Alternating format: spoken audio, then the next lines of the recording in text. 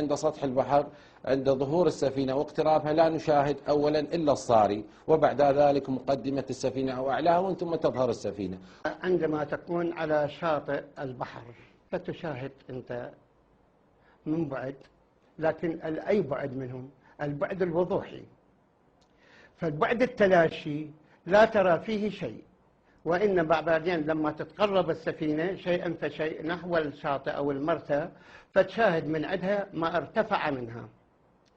كيف تشاهدها؟ Now you can see here what most people would have taken as the entire sail of the boat, that the boat had gone over the curvature, but again, there is no boat behind any curve. You can see that little notch there would be the bottom of the sail. It is reflecting, and that's all you're seeing is the reflection of the sail on the water and the sail itself, and the boat is masked right behind that little divot.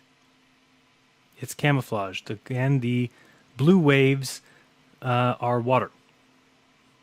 Let's keep going. So you can watch that little notch, and if you kind of keep your eye on it, you can see how it starts to blend.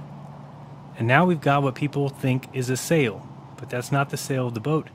That is the sail and its reflection. So now I added some gamma so that we could get a better view of what we were looking at. And I'll have you watch carefully because things get interesting. And keep your eye on the screen here. And as we super zoom in, we can actually watch where the waterline is. And how do we know that? Well, look at the reflection behind it. We can see that that item is reflecting off that waterline, which means the sails are a reflection and the boat is simply camouflaged or hidden behind that. Nothing is behind any curvature of any earth at all. Again, it does get better. We're going to start seeing lots of birds, and the birds are going to be the key to knowing where that waterline is. Here comes a bird here. I drew the waterline for you, and you'll see the reflection of the bird as he goes into the water.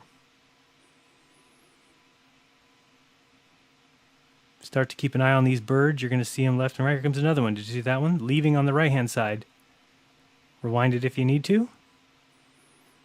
And that is the waterline. So again, there is no boat behind any curvature. There's a lot more water that we can't see. And that boat, which looks like a sail, is not a sail at all. That's simply a sail and then its own reflection.